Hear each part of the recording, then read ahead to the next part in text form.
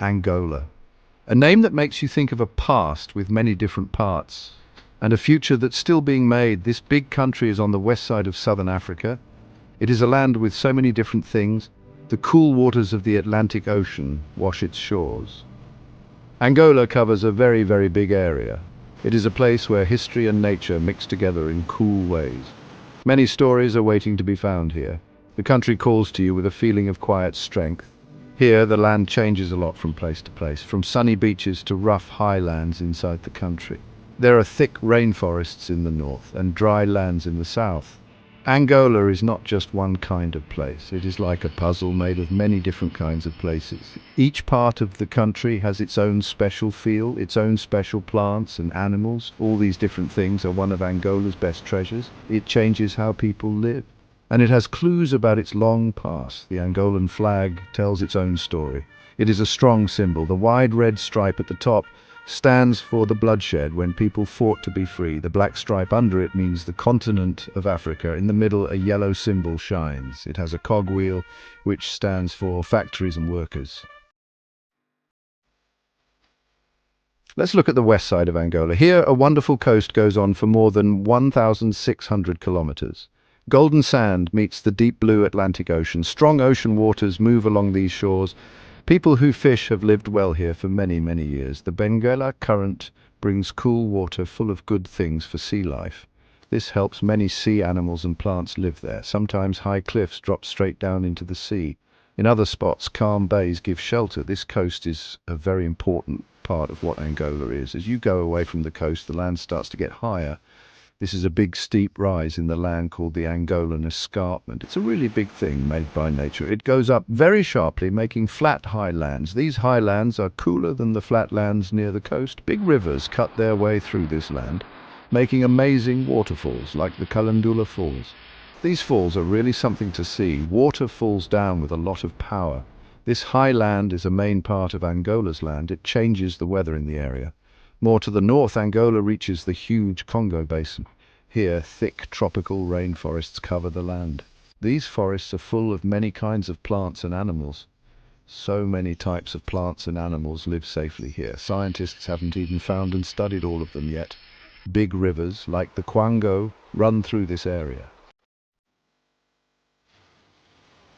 The story of Angola today is very much linked to Europe. A long time ago, around the late 1400s, explorers from Portugal came. A man named Diogo Cao got to the mouth of the Congo River in 1483. This was the start of a long time of them being connected. At first, they mostly traded things. They set up places to trade on the coast. The Portuguese wanted things like ivory and copper. This was a new time for the people living here. It was a time that would bring big changes later on. For hundreds of years, the Portuguese mostly stayed near the coast. Luanda started in 1576 and became a very important port city. Benguela also became more important. The areas inside the country stayed mostly free for a long time, but slowly the Portuguese tried to get more control. They wanted to do this to make more money, and because they were competing with other countries in Europe. The land was so big it was hard to control all of it, but them being there had a bigger and bigger effect. This time changed many parts of how people lived in Angola. A time when Portugal ruled brought a lot of suffering. The slave trade across the Atlantic Ocean caused terrible pain. Millions of Angolans were forced to leave their homes. Around the middle of the 1900s, many people in Africa started to want to be free from other countries ruling them. Angola was the same. Groups started to form to fight for freedom. The People's Movement for the Liberation of Angola, MPLA, was one. The National Front for the Liberation of Angola, FNLA, was another one. And the National Union for the Total Independence of Angola, UNITA, also formed. These groups started to fight against the Portuguese rulers. The fight to be free was long and very hard. The Angolan people had to give up a lot. Finally, in 1975, Angola became free. This was a time of great happiness and parties. After hundreds of years of being ruled by others, Angolans could decide their own future, or so it seemed. Portugal left, but it wasn't easy to have peace. The different freedom groups had different ideas for the new country. Big disagreements showed up quickly. The dream of a free Angola altogether quickly had problems. The joy of being free was sadly short-lived for many. Right after becoming free, a terrible civil war started. The groups MPLA, UNITA and FNLA started fighting each other. This war would go on for almost 30 years. It became one of Africa's longest and most deadly wars.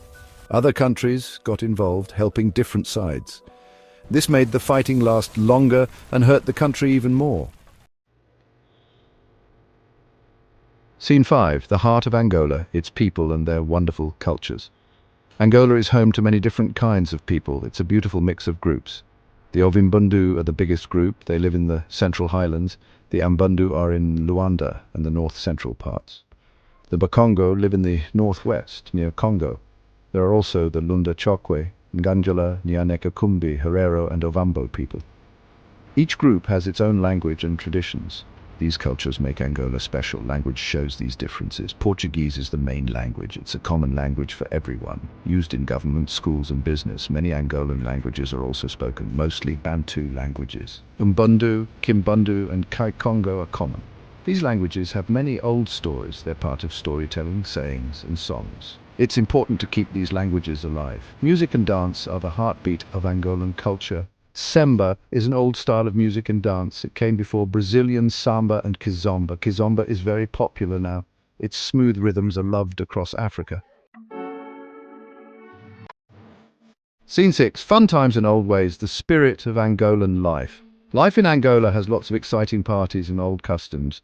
These customs mark big moments like when babies are born, people get married, crops are picked, or for religious days. Many groups mix Christian beliefs with old African ways of worship. You can see this mix in many festivals. Christian holidays like Christmas and Easter are celebrated by many, often with local ways mixed in. These events bring people together and make them feel closer and share important ideas. One of the biggest and most exciting parties is the Angolan Carnival. It happens every year before Lent. The cities of Luanda, Lobito and Benguela have the biggest parades. Groups, known as Grupos Carnavalescos, get ready for months, making amazing costumes and cool dance moves. The streets come alive with music, color and happy feelings. Carnival is a time to show art and to celebrate being Angolan and being creative. Scene 7. What powers Angola its riches and money goals? Angola is a country with lots of natural riches. Oil is for sure the main thing in its economy today. Lots of oil is under the Atlantic Ocean, away from the shore. Since they found it, oil is the main thing Angola sells to other countries.